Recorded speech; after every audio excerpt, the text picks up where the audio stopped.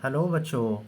आज हम लोग स्टैंडर्ड 8 मैथमेटिक्स का chapter number 3 indices and cube root इसका प्रैक्टिस सेट 3.1 सॉल्व करेंगे। तो पहले यहाँ देख लेते हैं क्या दिया है शुरू में। Let's recall. In earlier standards we have learned about indices and laws of indices. तो हमने पिछले क्लासेस में इंडाइसेस और लॉज ऑफ इंडाइसेस के बारे में पढ़ा है। The product 2 into 2 into 2 into 2 into 2 can be expressed as 2 raised to 5, in which 2 is the base, 5 is the index, and 2 raised to 5 is the index form of the number. तो अगर हम 2 को 5 बार multiply करेंगे तो उसको हम कैसा लिख सकते हैं, 2 रेज टू 5। तो ये 2 रेज टू 5 ये क्या है, 2 इसमें बेस है और 5 इसमें इंडेक्स है। तो नीचे का जो नंबर है वो बेस है और ऊपर जो रेस टू करके जो लिखते हैं उसको इंडेक्स बोलते हैं।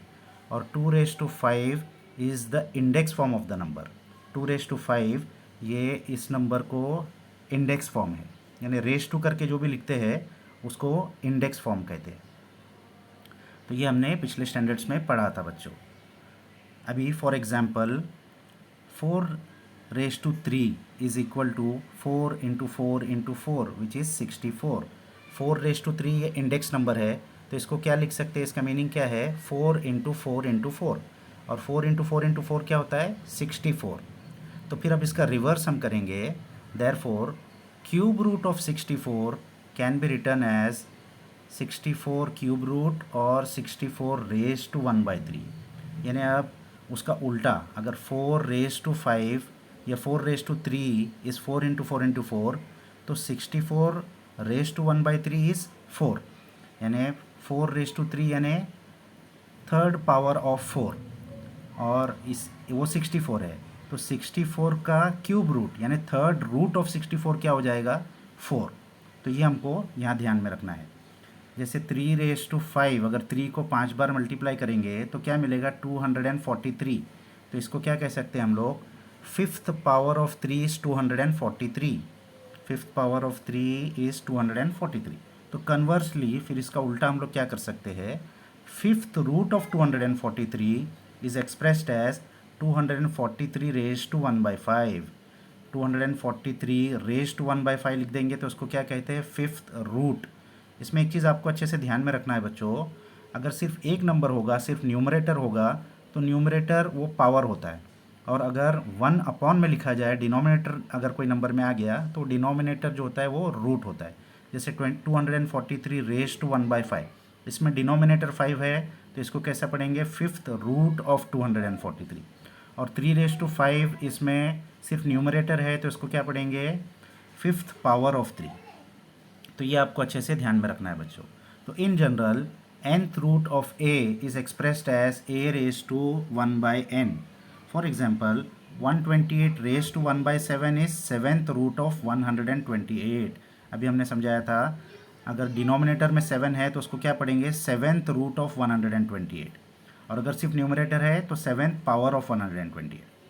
अभी 900 रेज टू 1/12, तो डिनोमिनेटर में 12 है तो ट्वेल्थ रूट ऑफ 900। तो इस तरीके से इसको पढ़ते हैं बच्चों।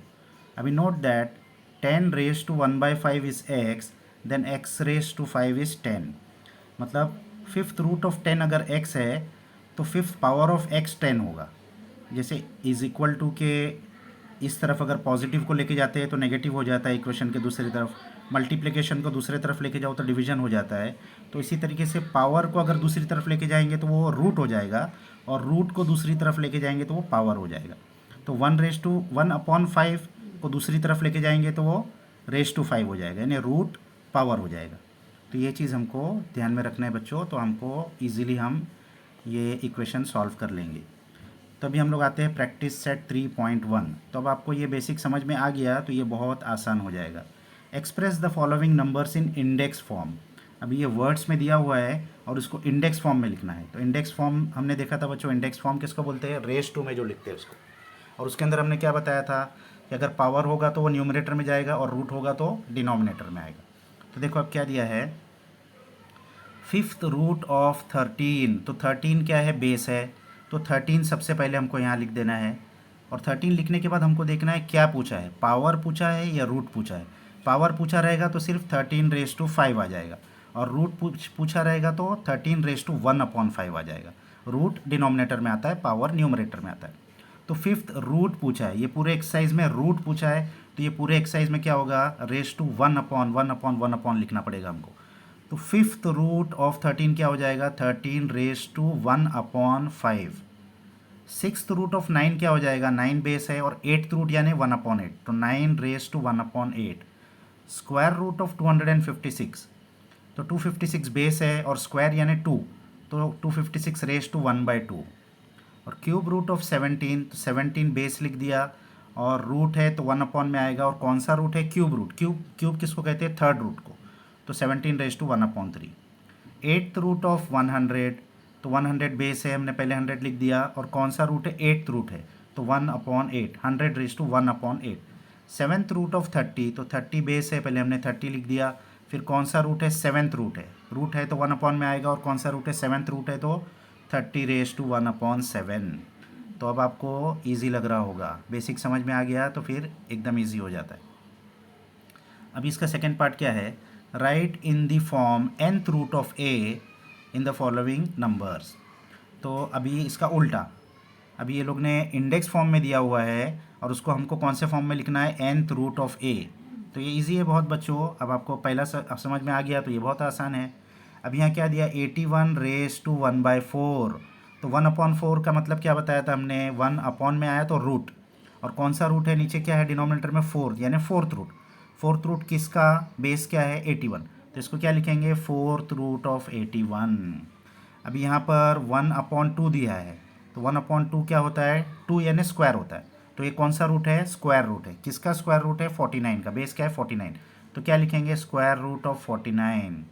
अब यहाँ 1/5 दिया है, यानी फिफ्थ रूट, किसका फिफ्थ रूट, 15 का, तो फिफ्थ रूट ऑफ 15। यहाँ पे 1/9 दिया है, तो ये क्या है, नाइन्थ रूट, किसका नाइन्थ रूट, बेस क्या है 512, तो नाइन्थ रूट ऑफ 512। अब यहाँ पे 19 दिया हुआ है, 1/19, यानी 19th रूट है, किसका 19th रूट है, 100 का, तो क्या लिखेंगे, 19th रूट ऑफ 100। अब यहाँ पर 1/7 दिया है, यानी ये सेवन्थ रूट है, किसका सेवन्थ रूट है, बेस क्या है 6, तो इसको क्या लिखेंगे, सेवन्थ रूट ऑफ 6। तो यहाँ ये एक्सरसाइज प्रैक्टिस सेट 3.1 ख़त्म हो गई बच्चों। प्रैक्टिस सेट 3.2 हम लोग नेक्स्ट वीडियो में देख लेंगे। जब तक के लिए बाय बाय।